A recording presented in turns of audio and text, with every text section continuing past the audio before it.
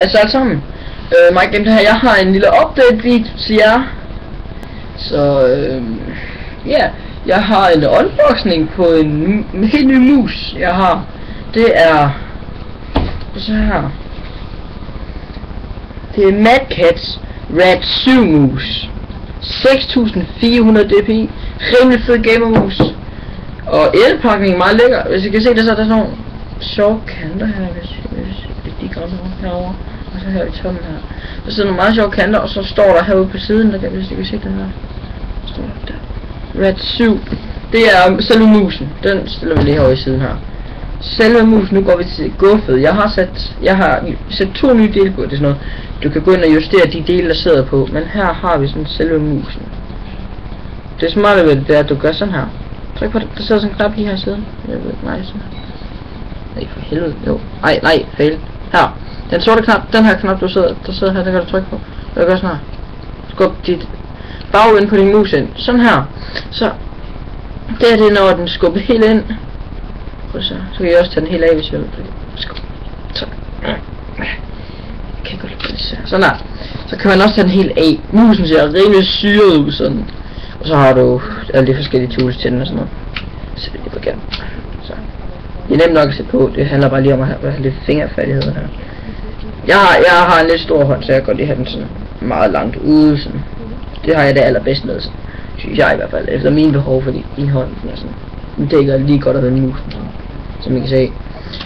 Og så er det sådan, at I kan justere delene ud i kanterne her. Jeg kan lige prøve at vise jer nogle af de dele, der hører med til. Så sidder der sådan, normalt så lyser den her lille LED-lampe, der sidder herinde.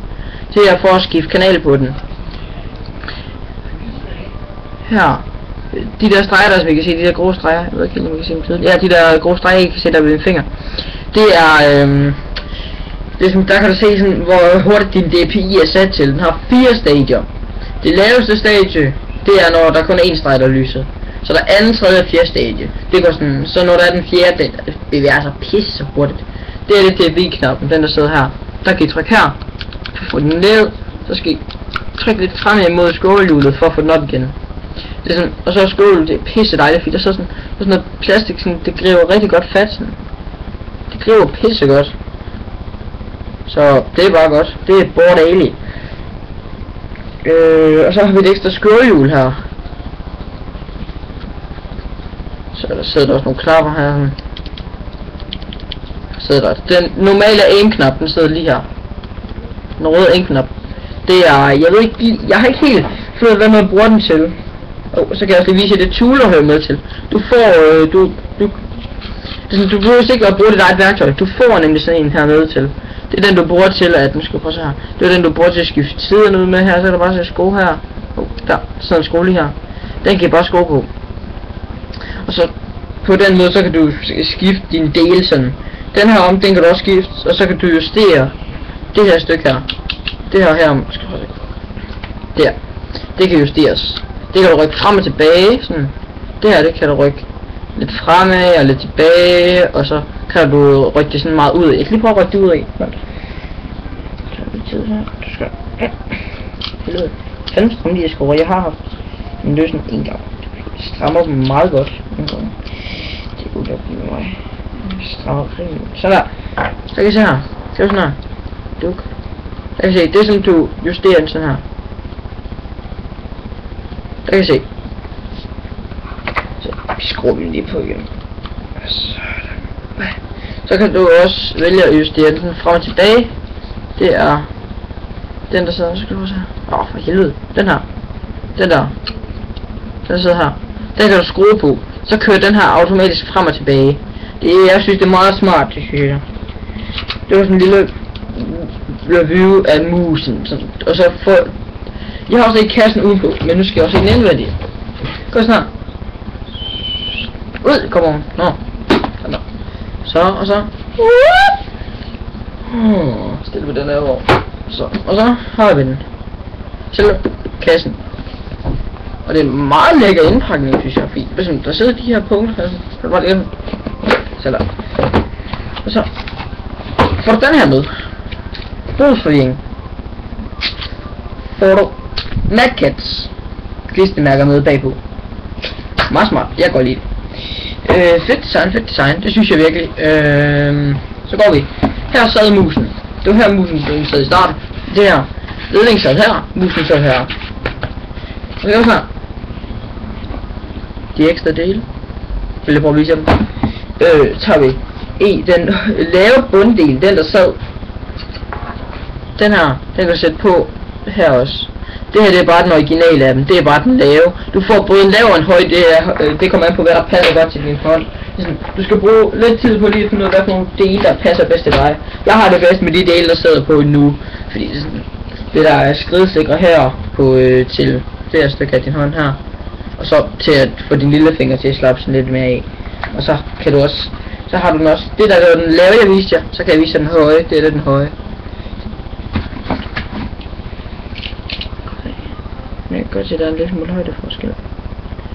Ja, det kan man måske godt. Ja, der er højdeforskel i hvert fald. Og så har du... Det her. Så. Det her, det er den originale, der sad ved lillefingerpladen. Det er den helt originale, der sad på der. Så skal vi putte den lige ned igen. For helvede der. Sådan der. Og så tager vi den her. Det er den hvor det er skridsikkert. Den her.